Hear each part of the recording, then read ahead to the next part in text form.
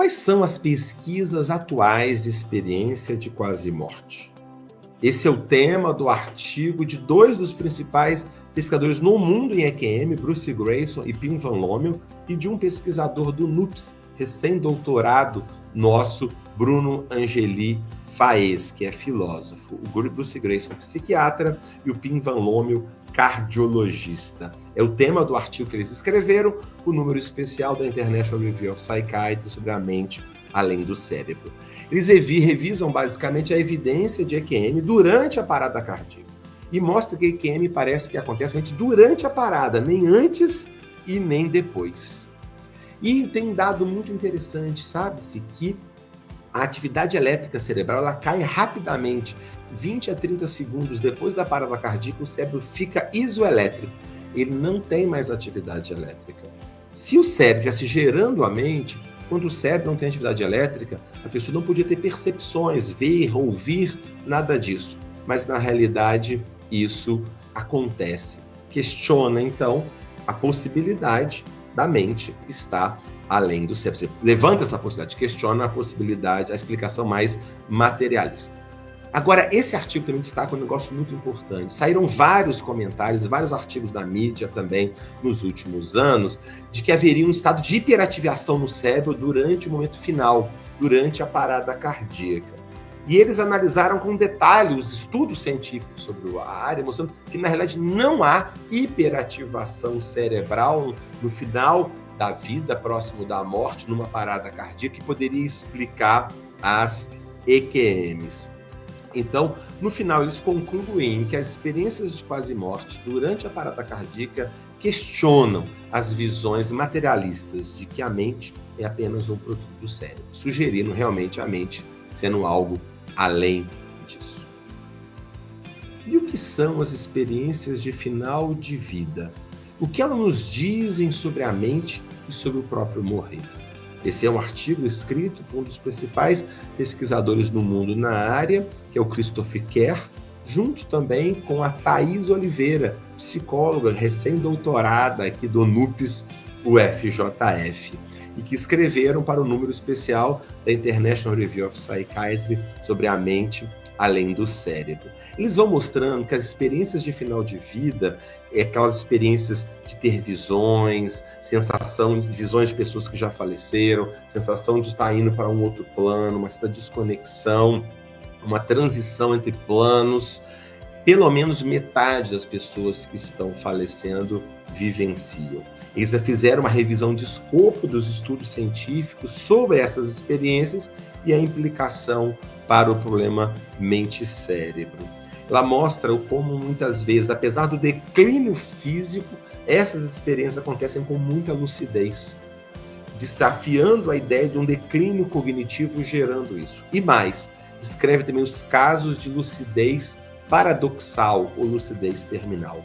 Há mais de 100 casos descritos. Pessoas, por exemplo, num caso de demência, de Alzheimer avançado, a pessoa está há anos sem reconhecer nenhum familiar, sem reconhecer ninguém, totalmente desorientada, desconectada. A impressão que se tem, do ponto de vista materialista, é que aquela pessoa desapareceu, né? Aquela mente, aquela alma desaparece, porque o cérebro não funciona mais na visão materialista. Mas na lucidez terminal ou paradoxal, poucos dias ou poucas horas antes da morte, a pessoa subitamente recupera a consciência, a lucidez, conversa com as pessoas de um modo coerente, identifica, se despede, depois volta a perder a consciência, a consciência e depois ela falece, mostrando que aquela pessoa ainda estava lá. Talvez a alma, aquela consciência não conseguia se comunicar adequadamente, mas estava ali presente. Então, e eles finalizam também o artigo deles com implicações práticas para a clínica e para a pesquisa, para avançar as pesquisas das experiências de final de vida. E sobre as pesquisas de mediunidade, o que as pesquisas mais atuais nos dizem sobre a mente? Nós publicamos um artigo, a Mariana Costa e eu, no número atual, né, da International Review of Psychiatry sobre a mente além do cérebro, mostrando que, primeiro, que essas experiências de alegado contato com pessoas falecidas são muito frequentes. 50% da população brasileira da população norte-americana já referiram pelo menos uma vez ter visto, sentido ou estado em contato com alguém já falecido. Nesse artigo, nós revisamos as evidências produzidas por estudos quantitativos controlados e estudos também qualitativos controlados. Nós concluímos que os médios produzem informações corretas, verificadas, mesmo em situações controladas. E essas informações não poderiam, seria muito difícil serem explicadas de modo convencional, como fraude, leitura fria, sugestionabilidade das pessoas ali em volta, ou apenas um acerto casual, ou uma mera personificação inconsciente. Essas vivências se aliam com as teorias de que a mente, o cérebro, seria um instrumento para a manifestação da mente. Fica aí a dica, o link do artigo está na descrição do nosso vídeo. E o que nos dizem as pesquisas científicas sobre os alegados casos de reencarnação? Pessoas que referem memórias de vidas passadas. O Jim Tucker, professor da Universidade da Virgínia, um dos principais pesquisadores no mundo na área das alegadas memórias de vidas passadas, escreveu um artigo especial sobre o tema. Ele revisa a evidência de mais de 2.500 artigos, de 2.500 casos de alegadas memórias de vidas passadas no mundo inteiro. Mostra que há consistência transcultural, não é uma coisa que foi criada num grupo, num planeta, num país ou num grupo específico, religioso ou cultural específico. Na realidade, transculturalmente é assim. São crianças muito pequenas, assim que começam a falar, com 2 a 3 anos, começam a alegar uma suposta vida passada.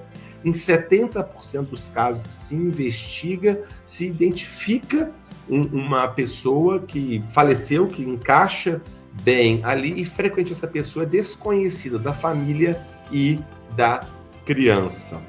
Essas crianças, com frequência, elas têm marcas de nascença ou reações emocionais como medos ou aversões que seriam compatíveis com o modo de morte da alegada personalidade anterior. O Tucker, nesse artigo, ele ilustra com 5 casos de vários países, dos Estados Unidos, da Índia, do Sri Lanka, que ele investigou em profundidade, mostrando que as explicações convencionais, como fraude, fantasia da criança ou influência dos pais, não conseguem explicar a maioria desses casos. Esses casos são sugestivos de que a mente pode sobreviver e existir além do cérebro.